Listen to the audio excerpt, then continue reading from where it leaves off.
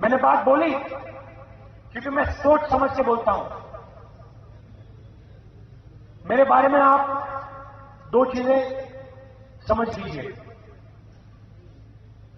जब मैं मुंह खोलता हूं सोच समझ के बोलता हूं, और आपको अच्छा लगे या खराब लगे,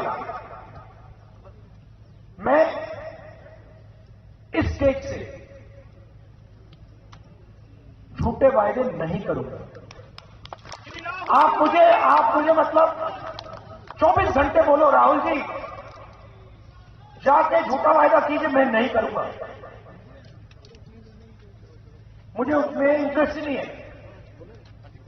झूठे वायदे सुनने हैं, बहुत सारे लोग आपको झूठे वायदे कर देंगे। मोदी जी हैं, बादल जी हैं, केजरीवाल जी हैं, लिस्ट है। मुझे सिखाया गया है मुंह खोलने से पहले सोचकर समझकर मुंह खोलो, और जब मुंह खोलो तो सच बोलो, झूठ नहीं।